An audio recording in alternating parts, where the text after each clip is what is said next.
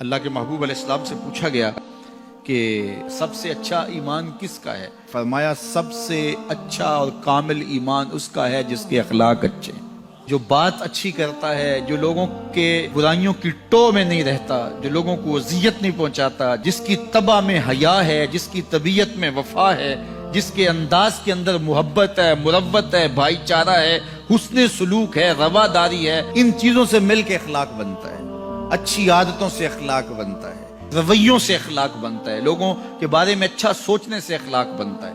تو اچھے خلق رکھنے والا شخص اچھے ایمان کا حامل ہے۔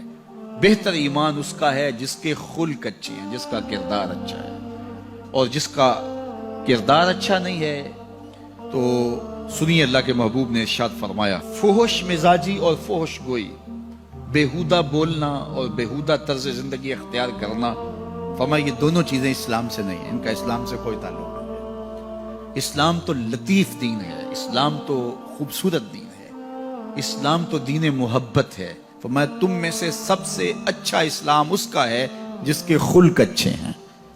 اور اللہ کے محبوب نے فرمایا بوئستو لأتمم مکارم الاخلاق، میں اس لیے بھیجا گیا ہوں کہ میں اخلاقیات کی قدروں کو بلند کر دوں، اخلاقیات کی قدروں کو اونچا کرنے کے لیے، ان کی تکمیل کے لیے میں بھیجا گیا۔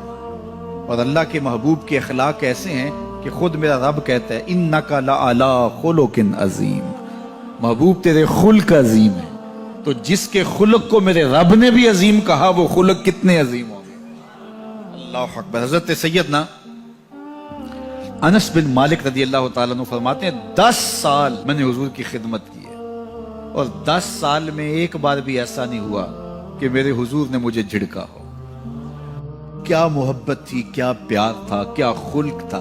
خلق او دینے مولئی دنیا، خلق او دینے مولئی دنیا، کوئی ورلائی جان بچاوے، آزم ایڈا سونا ماہی سنو کدرے نظر نہ۔ کچھ ان کے خلق نے، کچھ ان کے کردار نے کر لی، مسخر ساری دنیا شہ ابرار نے۔ تو اچھے اخلاق کا حامل جب بندہ ہوگا، اس کا ایمان کامل ہوگا اور اس کا ایمان اچھا ہوگا۔ تو نامہ اعمال میں جو عمل ڈالے جائیں گے، جو ترازو پہ، میزان پر جو عمل ڈالے جائیں گے، سب سے وزنی عمل نماز نہیں ہوگا، روزہ نہیں ہوگا۔ سب سے وزنی عمل کون ہوگا؟ جو پلڑے کو جھکا دے گا، وہ حسن خلق ہے۔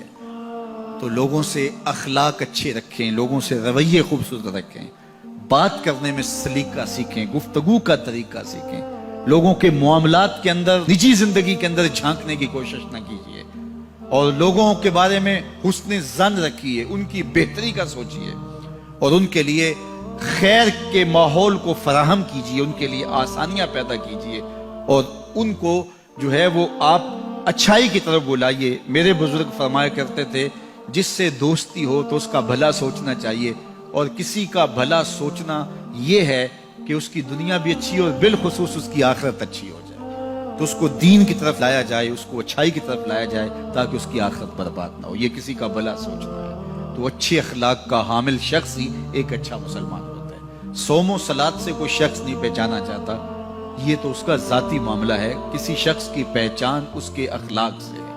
نکاح کرنے کے حوالے سے بھی اللہ کے محبوب نے ہمیں جو رہنما اصول دیا، فرمایا جس کے اخلاق اور جس کا دین تمہیں پسند آ جائے، اس سے اپنی بیٹی کا نکاح کرو۔ تو وہاں دولت دیکھنے کی تلقین نہیں کی گئی۔ اگر یہ قدریں ہوں گی ہماری، ایک دوسرے سے جڑنے کی، ایک دوسرے سے قریب ہونے کی، رشتہ داریاں کرنے کی، تو پھر اچھا معاشرہ تشکیل پائے گا۔ اور جب ہماری جو ہے وہ ترجیحات اس سے ہٹ کر کے ہوں گی تو پھر اچھا معاشرہ تشکیل نہیں پائے گا۔ آج اس سے تعلق جوڑا جاتا ہے جس کے پاس دولت کی کثرت ہو یا کوئی صاحب اقتدار ہو، تو لوگ اس سے تعلق رکھتے ہیں، چاہے اس کے اخلاق کتنے ہی برے کیوں نہ ہوں، اس کے رویے کتنے ہی تلخ کیوں نہ ہوں۔